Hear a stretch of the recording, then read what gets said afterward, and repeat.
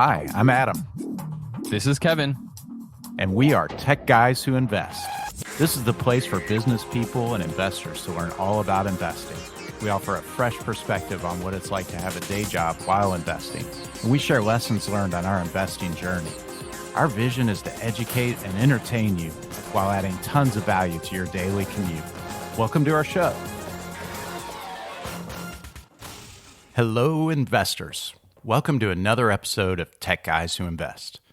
Many people don't realize you can invest in real estate, notes, and other assets by using your retirement accounts, like 401ks and IRAs.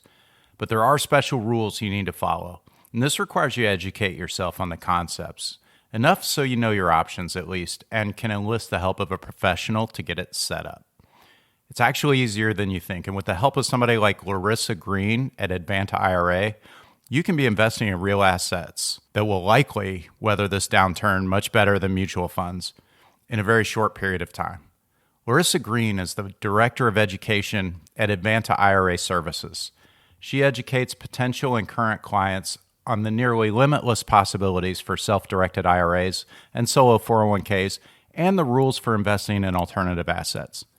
Advanta IRA has helped thousands of individuals realize the potential of self-directed retirement accounts and will continue to do so through blog articles, webinars, and virtual networking events.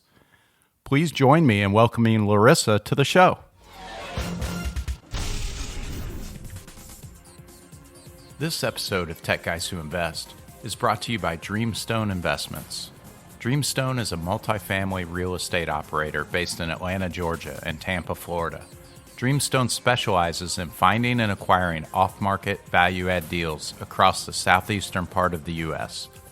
Dreamstone creates immense value by ensuring the tenants are treated like residents and by adding the Dreamstone touch to each of our communities.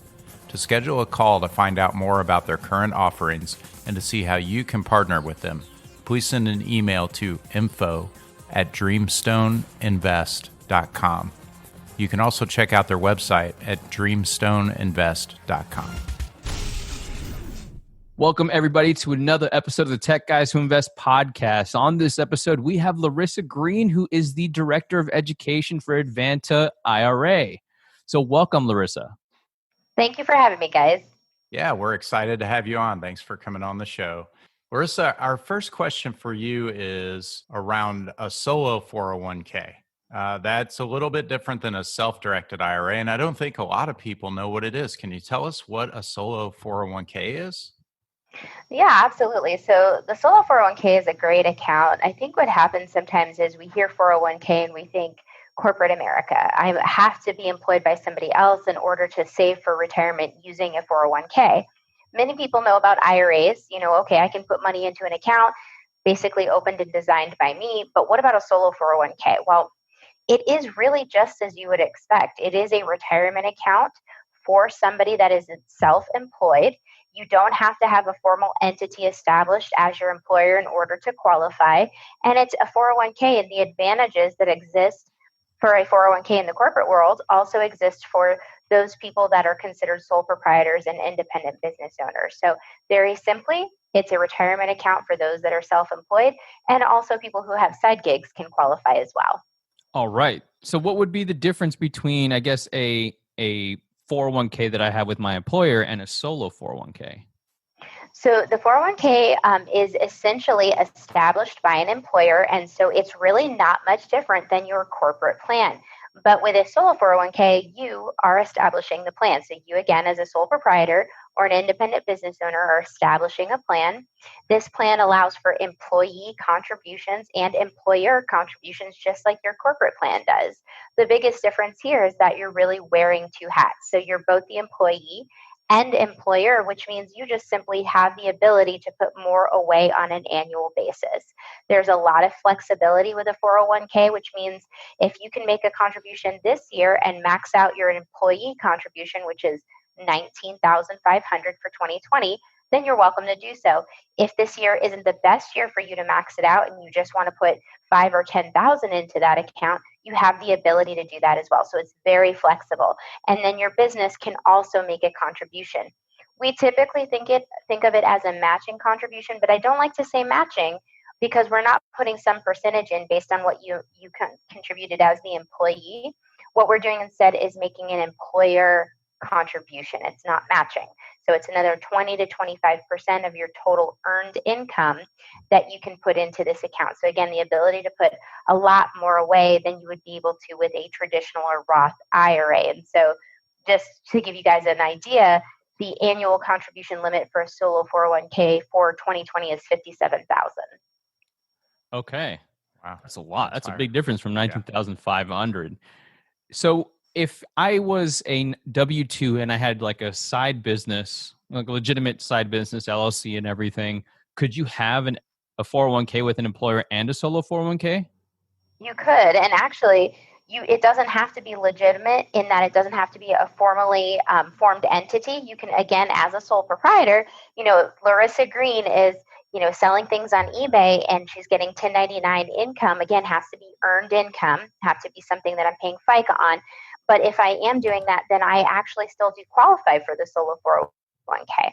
Something that you want to be aware of. So again, taking myself as an example, I work for Advanta. I have W-2 income and I have a formal 401k through Advanta IRA. But again, if I have side income paying FICA on it, the biggest thing you want to be aware of is that your employee contribution, $19,500, is the most you can contribute per individual, which means if I'm putting some money in my 401k with Advanta as an employee, then the total amount of $19,500 is how much I can put in both of those plans combined. However, the employer contribution, that 20 to 25% of your total earned income, that is per employer. So there's basically the ability to put a lot more in.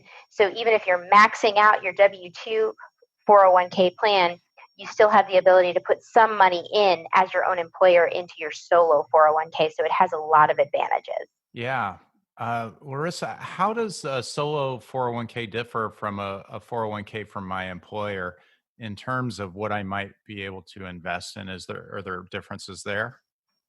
There are going to be differences as far as what we would consider typical for a 401k. So typically your corporate plan is going to be invested into things like mutual funds, right? And so sometimes they'll ask you, almost like a pain tolerance, what are you okay with as far as the nature of your plan? How aggressive do you want it to be? But outside of that, they don't typically let you choose the investments, or they'll let you choose from a list of investments. But with a solo 401k, you have the opportunity to make a large range of investment types. So you can have something like real estate if you want to buy, 123 Main Street and hold it long term and rent it out. That is something you can do with a solo 401k.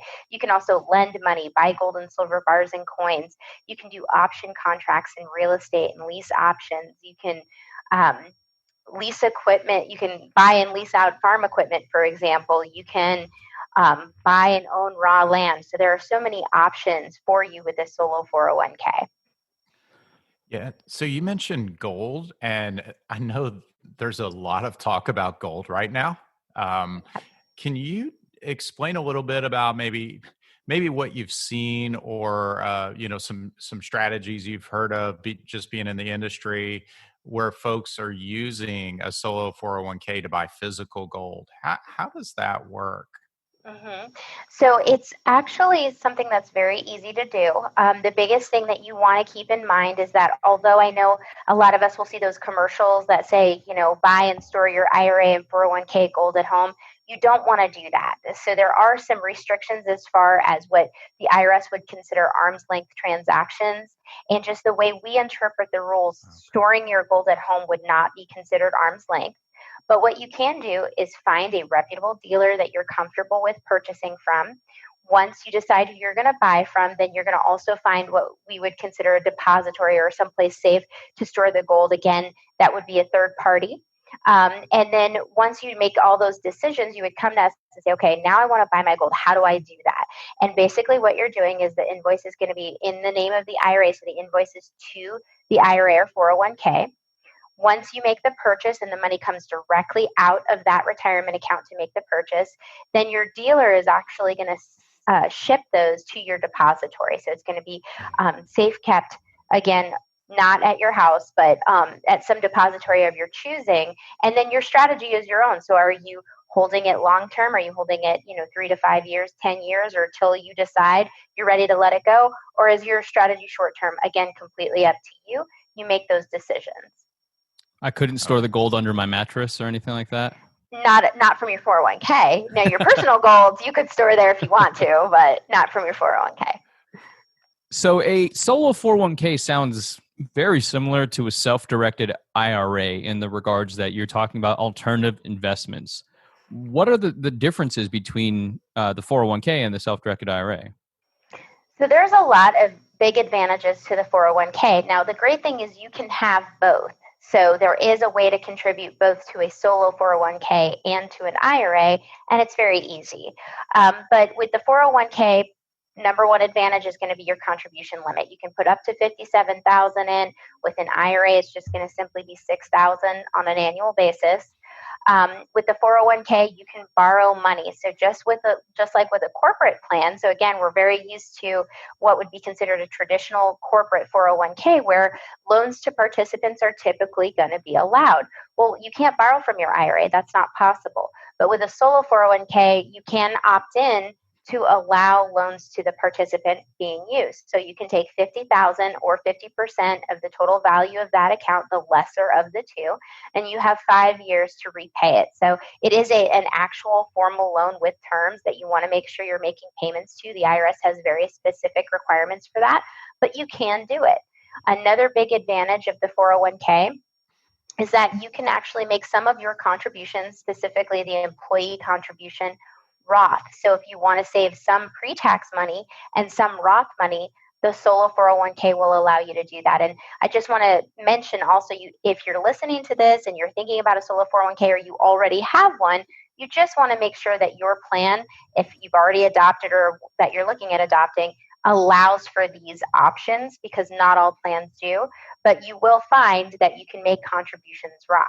You also might have the ability to immediately roll pre-tax contributions to the Roth component, meaning your 401k could be 100% Roth funds. So that's pretty awesome. There's some other advantages as well. Things like if you're going to buy real estate in an IRA and you want to use a loan to purchase that real estate, you would expose the IRA to something called unrelated debt finance income tax. In the 401k, you do not expose it to that tax. So again, if you're borrowing to purchase real estate, the 401k does avoid that tax. So that's a great advantage to the plan. Yeah, it's great. We have a lot of multifamily investors who listen to the show, and they'll be happy to hear that it's not exposed to that. Absolutely. Yep. Because that does apply when you're investing into a syndication. So even if you're a limited partner, if there's debt on it, it could expose your IRA to that tax. And so with the solo 401k, you're not exposed. If someone does have a self-directed IRA and they have invested money from that in a syndication, and then they hear this episode and they think, wow, I'd like to roll it into a solo 401k so I don't have to pay that UBIT. Is that pretty easy to do? Are they able to do something like that? Or They could. I always just want to mention that you want to make sure you qualify for the solo 401k. We're not going to qualify you, but if you call me and have questions for me, okay, what would qualify me? We could certainly go over that, but just remember that basically it's having self-employment income. But then yes, it could be very easy. We would just work with the partnership that you're invested in to make sure the title of their investment, so their limited partnership, gets moved over to show that the 401k has actually now made the investment. It's really just a changing of the vesting to show that the 401k is the investor now instead of the IRA. Gotcha. Okay. Now, from a notes perspective, how can somebody do a note deal with a solo 401k? It's very easy. I mean, if you've invested in notes before, you're very familiar with the process. The biggest thing, again, is going to be that vesting. So when you are the lender personally, right, you're going to put your name or your LLC's name as the lender. In this case, it's just your solo 401k. And the cool thing about a solo 401k is you get to name it also. So again, using myself as an example, I might call it Sunshine 401k Plan. Well, then the lender on my documents is Sunshine 401k Plan.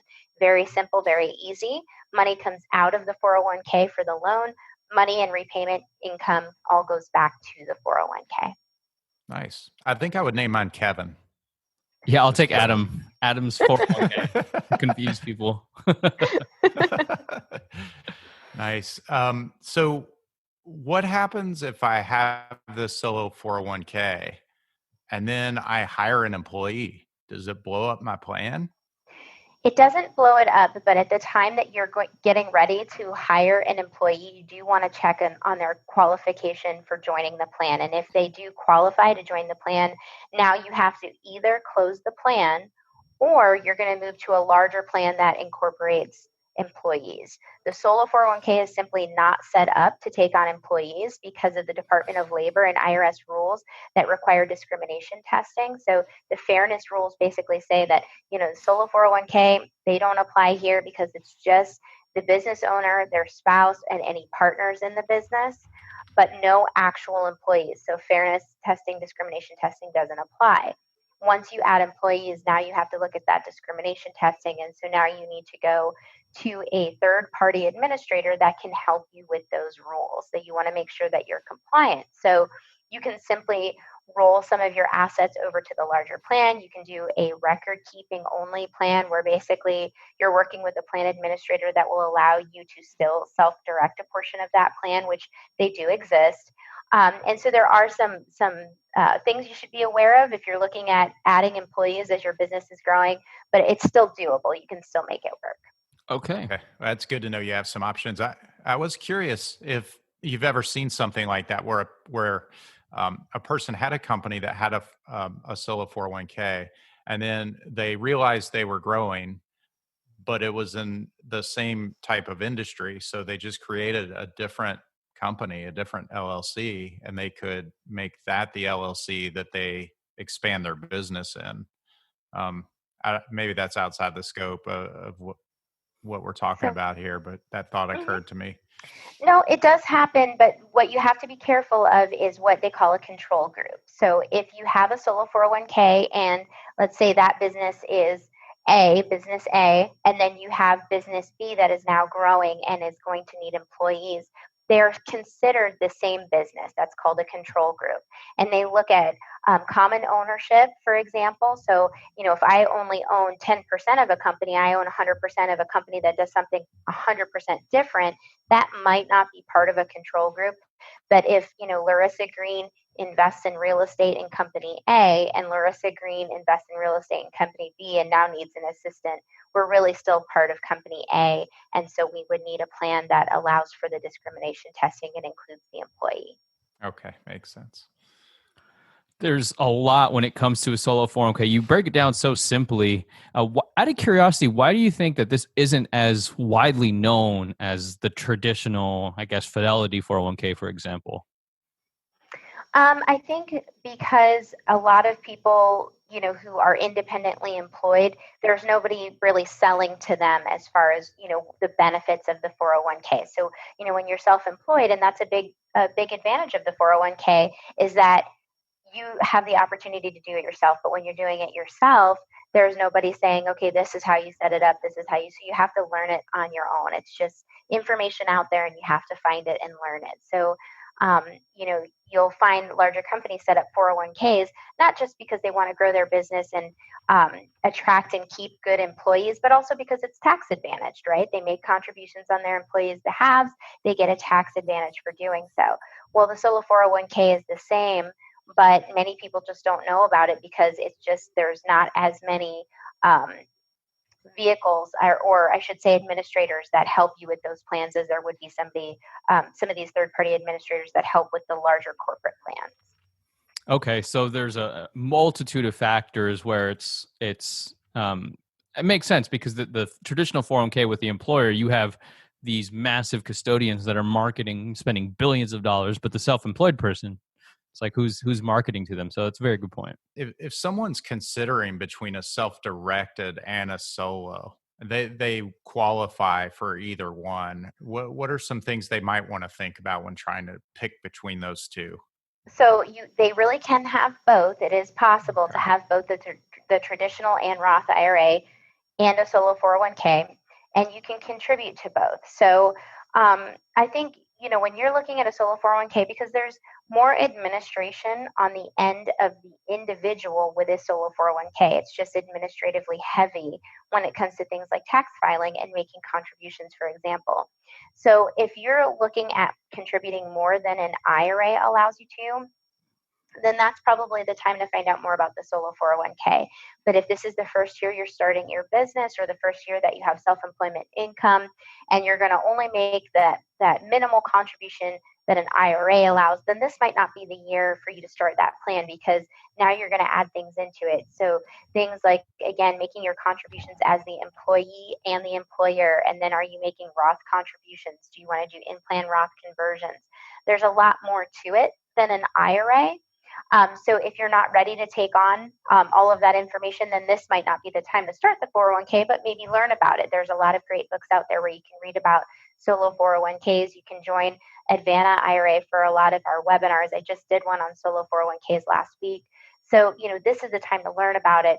And then when you're ready to make a larger contribution than an IRA allows, then that would be the time to look at the 401k. And especially, again, because you could get some deductions for your company as well as yourself personally by making those contributions. Nice. So I like that you can have two. So that basically ups it to, what is that? You said 57. So roughly $60,000+ you can contribute to your retirement through solo 401k and a self-directed IRA. Mm-hmm. That's really cool. Yep. So when would somebody want to get in contact, or when should they loop in someone like yourself, Larissa, when deciding for solo 401k or anything like that?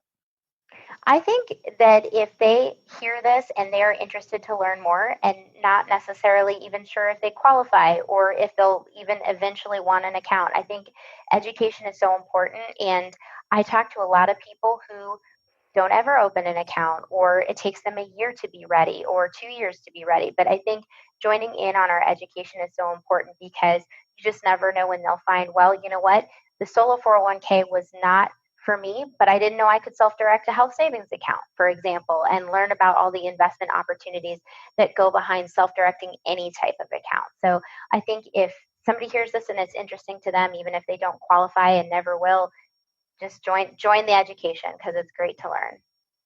What would be the minimum amount of money that somebody could invest into a solo 401k? I mean, if you have the option, take advantage of that $57,000 per year that you mentioned. But what would be the bare minimum that someone say, I want to open one up and I could throw money in there? So I always tell people it's really not about the minimum amount. Advanta has no minimum. It's about the investment you plan on making. So if you're starting with a small contribution, you want to put a couple $1,000s into an IRA or a 401k, do you have an investment in mind? Are you ready to put that money to work? Because keeping in mind, self-direction is all about putting your money to work for you. So if you're looking at something and something comes along, let's say you're going to lend out $5,000 and the return on it is going to be, 10% and 1 point, for example. Well, then you're putting that money to work, and now it's time to get the account open. It's really not about the minimum. Just what are your plans for that account? I have people start with small amounts. They start with a contribution and they buy tax liens, for example. So it's really more about what you're going to do with the money and less about the amount. Okay, that's good stuff, and you just helped me think of another question I have, which is, let's say someone has money and they're thinking about opening a solo 401k, but they're kind of waiting for the opportunity. They're not ready to open it and start paying the fees and things like that until they're sure they could put their money to work. So they get the opportunity, say, to lend money, something simple. And now they're like, okay, well, I'm about ready to sign a deal with someone to loan them money. I want to get this set up. How long does that take? How much advance notice should they plan for when they're thinking about something like that? So that happens all the time, because we don't pay any interest on any accounts that we hold. It just sits in cash. And so, I always tell people, if you're not actively looking for an investment, now is not probably the time. But if you're actively looking for an investment, I always suggest just get it open, because you never know when you're going to need earnest money for a property, or you might have agreed to lend the money in a week, but now it gets bumped up to 2 days from now. So it really just, the answer is it depends. So if you're making a contribution and you wire funds in, With a solo 401k, we could wire them back out in 2 days. I mean, it's very quick. With an IRA, we have to hold the account for 7 days. That's the right of rescission period for an IRA. And then the other factor that comes into both of those types of accounts is going to be, where is the money coming from? So outside of contributions, if you're moving money in from an old employer plan, for example, or another IRA, it could be some time before the custodian sends us those funds. And so that's always going to be a factor. Some custodians will send us funds in just a couple of days by wire. Some take 30 days every time. So if you're thinking about this and you're a very active investor, you're actively looking for an investment, reach out to me so we can have this conversation and I can give you, the timeline so that okay, hey, I'm just making a contribution. I can wire those funds into the 401k. Larissa said if I get her the funds, we can wire it back out in 2 days. No problem. Or I'm starting an IRA and money is coming from an old employer plan. Larissa said that's going to take 30 days. So, just be aware of what the timeline is. Okay. So when it comes to the fees for setting up a solo 401k, how does that typically work? Like in the 401k for the employer, they kind of just take the money and depending on the fee structure, you may make money or they may take a fee whether you win or lose money. How does it work with Advanta? So with the solo 401k, you have two options. And so your fees are going to largely depend on the options that you choose for that account. The 401k can have checkbook control. We call it direct checkbook control because you don't need another entity to gain checkbook control like you do with an IRA. So with an IRA, you would set up an LLC or a trust. And because that entity has a bank account just by nature, that's how you get checkbook control. But with the 401k, you can have direct checkbook control, meaning we give you the plan documents and the know-how, and then you go open a bank account in the name of that 401k and deposit your money there.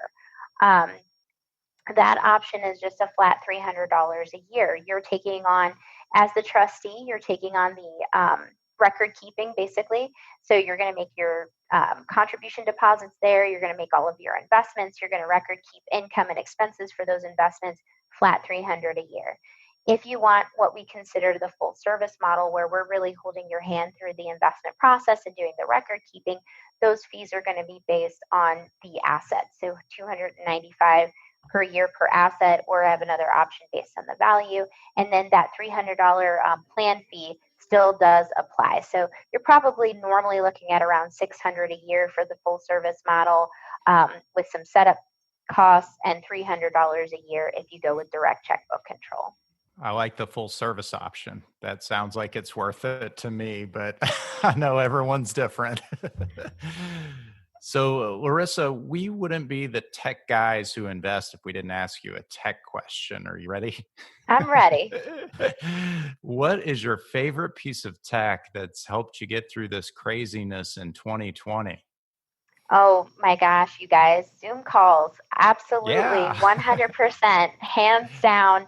When, I network for Advanta. That's what I do. I teach classes for Advanta. I sponsor classes that other people are teaching. And so just the nature of my job is face to face with people. And when we started the sort of stay at home orders, I thought, I don't know how this is going to work. And actually, one of the most unexpected groups that I attended were the very first to start the Zoom calls, actually that very first week.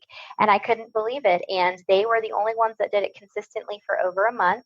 And then slowly other, Zoom calls started, joining my calendar there. And before you knew it, I was networking in San Diego today from my couch in Clearwater. So it's been very exciting and very awesome, in that this weird time that we're in, these strange times we're living in, something good has come out of it, for me at least. And I think a lot of people who are networking on Zoom feel the same way. Awesome. Now, the last question we want to ask you is, where can people find you? Where can they learn more about Advanta IRA? So they can just simply go to advantaira.com. They can reach me directly at 727-754-9963. That's my direct line. You would find my email address on the website. And also, if you're interested in the webinars that I mentioned, just go to YouTube, search Advanta IRA, and they are all listed there. Our contact information is in there. You'll see that I've done so many webinars, and they're all posted for you to go back and view. Nice. Awesome. We'll Thank put you all so that much in for the your show time, notes. Larissa. And if you want to check it out, go to advantaira.com. Thanks, everybody. Thanks, everyone. That's it for this episode of Tech Guys Who Invest. This is Adam. This is Kevin. Thank you so much for listening to this week's episode. Be sure to subscribe to the podcast for the latest episode updates and to receive additional investor insights to help you invest wisely and safely.